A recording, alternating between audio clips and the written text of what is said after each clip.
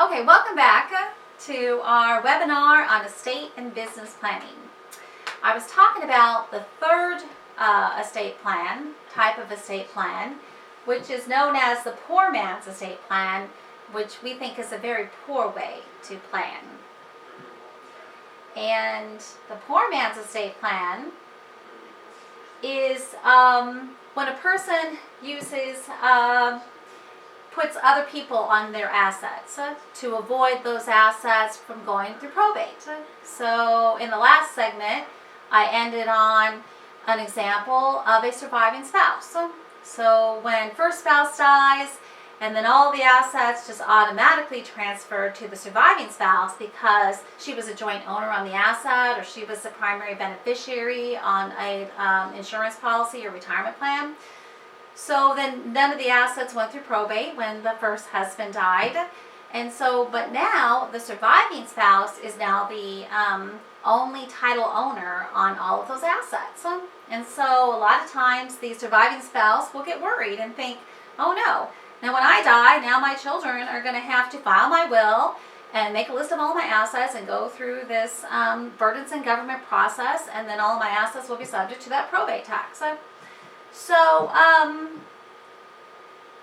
also this plan, surviving spouse, they may not have their financial power of attorney, and they may think putting their child on their bank account will suddenly allow their child to manage all their financial decisions for them should they become incapacitated, and that absolutely is not correct, as we know. But we see this plan used so that to escape the probate process over that asset when that owner dies.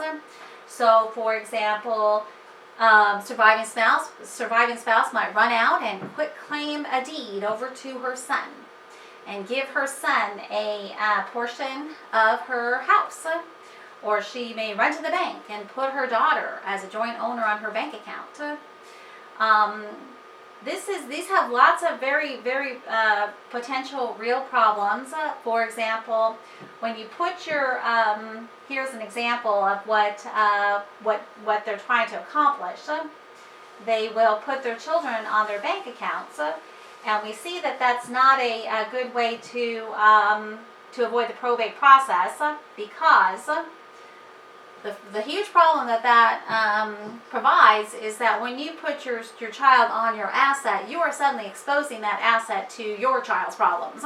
So if your child goes through a nasty divorce, then oh yeah, that asset which you've just really given them an ownership share of is going to be tied up in that nasty divorce, and you might, that asset might have to be liquidated to pay for that divorcing ex-spouse. Or your child has a bankruptcy or a lot of creditor problems, and so their creditors are going to come after your child's assets, and now you've just given your child some of your assets. So this is a very dangerous way to try to escape that asset from going through probate. Also, by doing that, you're also, the second problem that provides is that you are violating IRS rules. You see, the IRS has a rule that says that you're only allowed to give up to $15,000 of value to your child in any given year. So if you give up to more than $15,000, then you're supposed to file a 709 tax return in the year of the gift. So you're putting yourself at risk for violating that IRS code and possibly having an audit. So those are huge problems. It is complicated and it is more expensive. I had a client once, this cute little elderly old woman, client, and she was literally driving herself crazy by running around to her banks and financial institutions all the time, making sure that each one of her 5 kids was getting the same amount or same share of her estate when she passed. So if she used up a little bit of one account that was designated to go to her daughter, then she would quickly try to move money around or move the names around the beneficiaries just to make sure that all her children end up with equal shares or as equal as possible. I've seen many, many times when a person tries to use this form of distributing their estate to their loved ones after they die, there's always this a huge potential, and usually always happens, where one child, doesn't get hardly anything, or one child gets everything and the other children don't get anything because, you didn't have time to keep going back to the bank and making these redirections. So those are other problems with that. So we talked about that, and eventually the asset may be subject to probate. So you really can't handle the contingencies. You might be thinking, well, what if I just make do a payable upon death to my daughter on my bank account?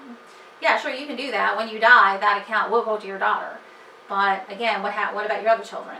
Or what happens if your daughter dies? What about her children? So if you put your daughter and your son on the account, and then your daughter dies, likely that your son will receive the entire account, and then if your daughter had children, well, you've just now disinherited your grandchildren. So there's all kinds of problems with that, and this is not a way to allow your child to make your financial decisions for you. So just because you put your child on your bank account, that doesn't give them legal authority to make all your financial decisions. Yeah, they may be able to manage that one account.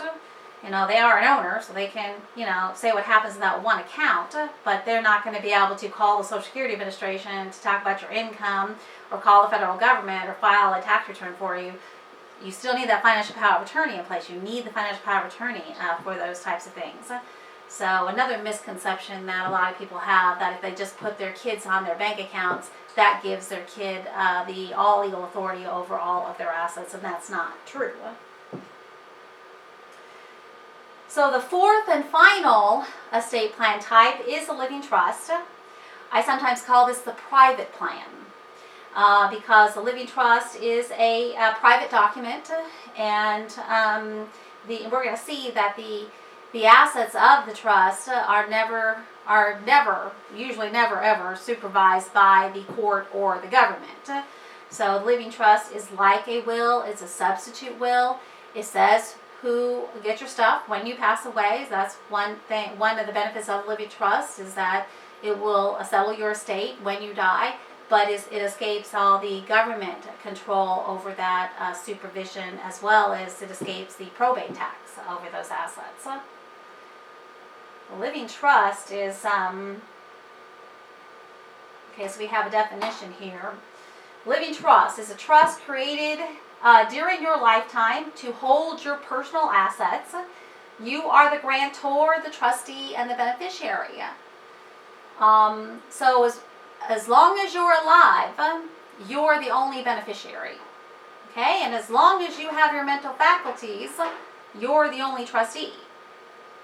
So a good living trust is going to name someone who you want to serve as your disability trustee. When you lose your mental faculties, as deemed by your doctor to no longer have the mental faculties to control your own estate, your living trust should provide the name of who you want to serve as your disability trustee.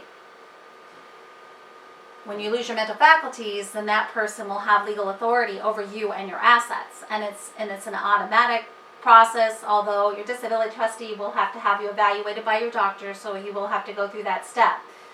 But your disability trustee provides that doctor's note to your bank and takes control over the account. But you are still the beneficiary. So as long as you're alive, you're the only beneficiary. Your disability trustee will be managing those assets for you, paying your bills and taking care of you, those types of things. So we see here that the living trust covers both sides of that estate planning, the before death and the after death. And it's actually the best disability planning tool of all the estate plan types. The living trust provides the best disability planning. So we see here that it holds your personal assets, and you continue to own and control these assets the same way you always has, as if they were in your personal name. So a living trust does not provide creditor protections, okay? Because this is a vessel that holds your personal assets, and so those assets are still at risk for your creditors. But you're going to see in a moment that the living trust can provide creditor protections when you die for your spouse and for your children. So after you pass away, those assets are going to be protected from your spouses and your children's creditors. So our living trust package documents are going to include the living trust agreement, a financial power of attorney. You still need to have the financial power of attorney, even though you have a living trust. For all the assets that are in the living trust, the disability trustee will have legal authority over those assets that are in the living trust. For example, your house, your car, your bank accounts, your investment accounts, your household belongings. But there are some assets that we can't put into a living trust before you die because of the intrinsic special nature of the asset, such as your Social Security benefits or your medical insurance card. We can't make the living trust the owner of your health insurance card. We can't make the living trust the owner of your Social Security card. So when you become disabled, then if your disability trustee has to call the federal government to talk about your Social Security benefits, to talk about your Medicare benefits, or to call the IRS to talk about your tax return, or to call your health insurance company to talk about those benefits, or to pay your Comcast bill. So your disability trustee will be managing those things under the financial power of attorney. Okay? So usually in most cases, my clients will name the same person who's serving as a disability trustee as their attorney, in fact, under their financial power of attorney. So you have the same person managing all that before death stuff, all the financial related before death stuff. You still need to have the medical directive, medical power of attorney, because this is the only document here where you're naming someone to make your medical decisions. So this document doesn't have anything to do with managing your money, your income, or assets. Okay, the purpose of this document is where you're naming the person that you want to make your medical decisions for you when you can no longer communicate to the doctor yourself. So this is the document that the hospitals always ask for when you're admitted to the hospital, because the doctors, they want to know, who's going to make your decisions for you when you're in the middle of a surgery and you can't communicate to the doctor if he needs to make an emergency decision about your treatment. The medical directive, medical power of attorney. So again, you'll name someone to make your medical decisions, and then you want to name a few backups in the event that person is not available. Our document will allow the hospital, if they can't get a hold of the first name person, they can skip over that person and go to the second name person if an emergency decision has to be made. That's really important because, doctors and hospitals have to make emergency decisions all the time, and they need, if they can't get a hold of someone, you've got someone else in the document they can rely upon. The medical directive also has your end-of-life decision. We talked about that a moment ago, and this is where you have the opportunity to say what you want to happen to your body when two physicians certify in writing that your body is in a permanent medical state where your body requires extraordinary means of life support to be kept alive, and there's nothing to stop the dying process. There's no magical drug here or anything. The doctor certified that this is it, and if they withdraw the artificial means of support, your body will surely pass away on its own. So you get to decide what you want to happen at that point, and that's the end of life decision found in your medical directive.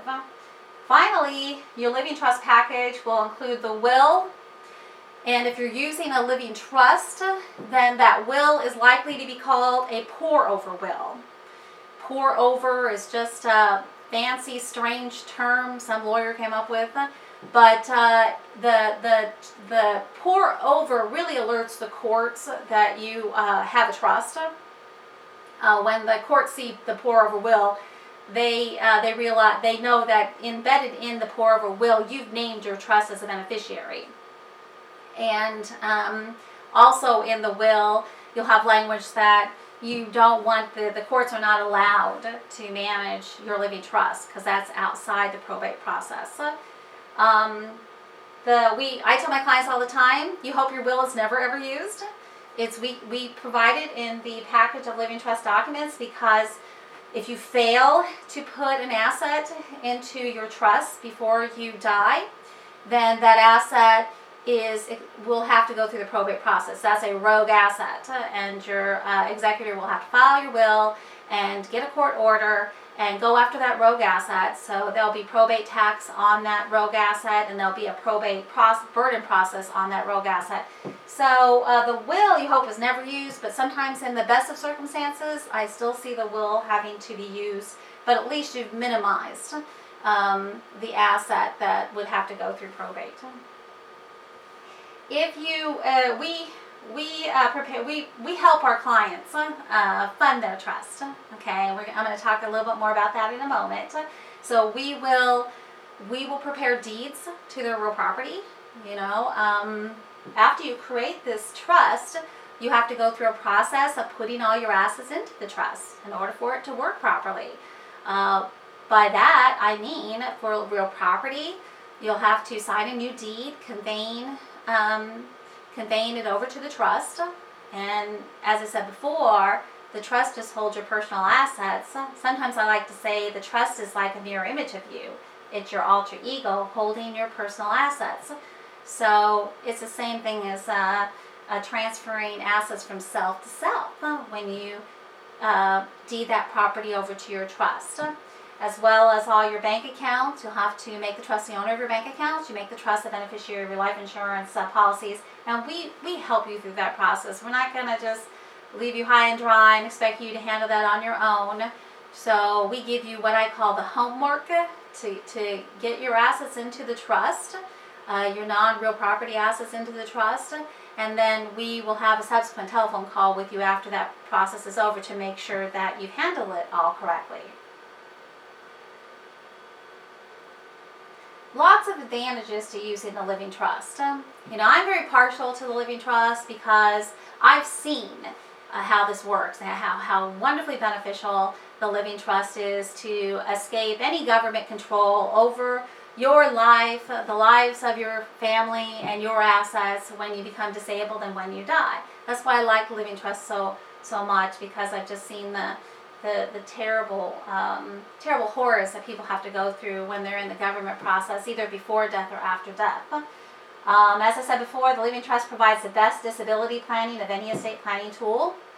So that's because we don't have to rely upon the financial power of attorney for the assets that are in the trust. As I said before, those financial powers of attorney are highly scrutinized by banks and financial institutions, and as well they should be, because not everybody goes to a lawyer to have financial power of attorney prepared. Sometimes they'll just go to LegalZoom or do it themselves off the internet, and it's going to be pretty shabby. And so, a bank will be exposed to liability if a bank allows the attorney, in fact, to do something that document doesn't allow him to do. So that is why the living trust is the best disability planning tool, because the living trust is actually the owner of the asset. And you've actually forewarned the bank that you have a trust, and for them to put the asset into the trust. And you've also told them the name of your trustee. So when you go and you put that bank account into the trust, they ask you those questions. They want to see the trust. They want to know who the trustee is. And so they've been forewarned that someone will be coming in at one point to assume control of the trust assets for you. Again, the living trust avoids probate. We talked about that.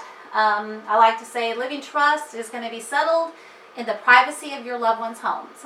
So there's nobody supervising the settlement of your assets at your death. So you want to choose someone that you trust.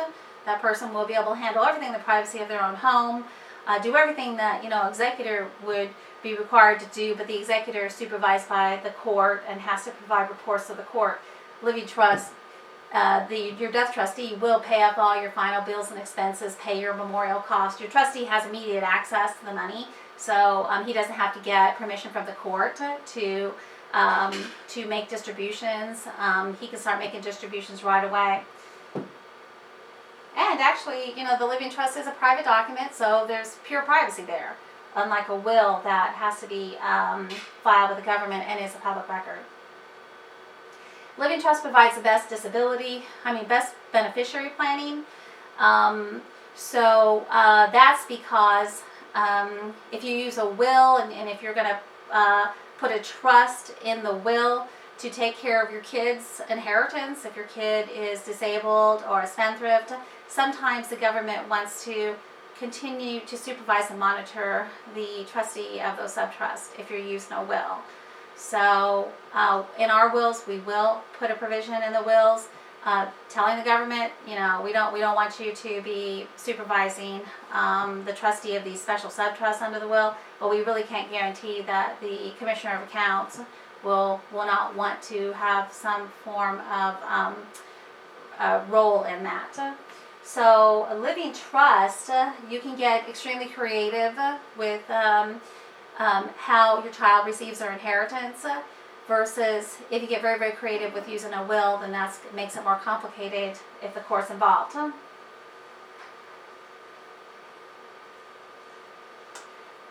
This is an example of a simple living trust diagram. Okay, as we said, that you are the grantor, you're the beneficiary, and you're the trustee. It's created by you during your lifetime, holding your personal assets.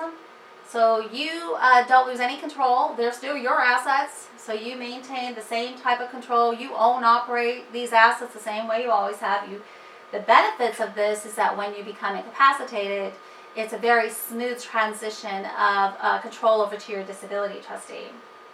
And then when you die, it's a very smooth process for your loved ones to settle your estate and transfer assets to the beneficiaries and continue managing the assets for your beneficiaries, such as in trust.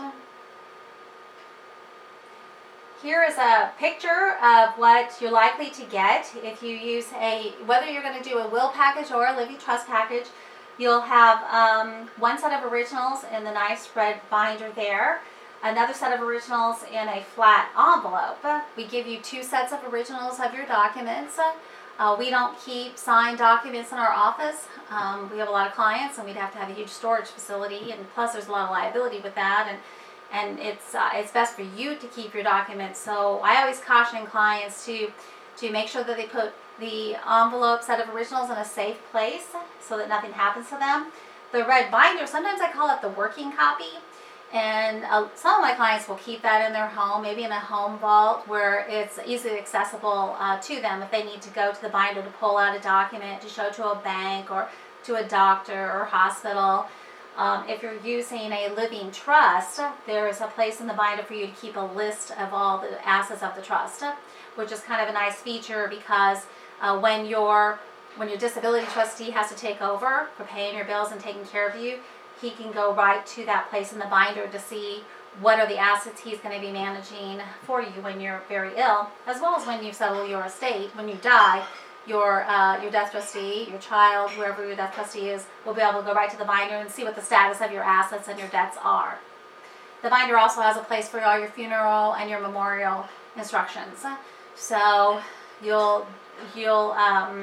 so your death trustee is going to be able to find that information quickly and to handle your wishes. Asset preservation. Living trust. So the living trust can provide some creditor protections on your assets when you pass away. So as I said before, during your lifetime, there's no creditor protections because these are your own assets. But upon your death, the living trust can and should provide creditor protections for your surviving spouse as well as your children. Here is an example of a diagram for a married couple living trust. So I have a lot of couples who use a joint trust for both of them, and typically in most cases that works. Sometimes a couple will use separate trusts, but it depends upon the situation. And so I'm going to talk about, or we're going to look at this today. As you see here with this joint married couple living trust, there's upon the first spouse's death, here A portion of the assets will be placed into a separate subtrust upon the first spouse's death. And the green box is for those estates that may suffer an estate tax. So if your estate, you think your estate is going to suffer an estate tax, right now the federal estate tax laws are very friendly. You'd have to have more than $11.2 million, although that law is going to sunset in 2025 to $5.4 million. Still, that's a high amount, and most of us don't have to worry about the death tax. But that's a federal death tax. States also have their own death tax, so you have to be careful, because so there are still some states in the country that will have their own separate death tax, and they're usually a smaller threshold. Like, for example, D.C. and Maryland had all they would allow a person to pass when they die. For D.C. it was $1 million for a long time. They've now since raised it, and Maryland was a couple million. So you have to watch out for the state death tax too. But so if your estate is thinking that you're going to have that problem, then we would recommend that you have a family trust established in your living trust to protect your estate from the death taxes. The marital trust is a way to protect your estate from the creditors of the surviving spouse. Okay, and in a moment we're going to talk more about this, but for now I'm going to end this segment, and I'm looking forward to seeing you on the next segment. Thank you.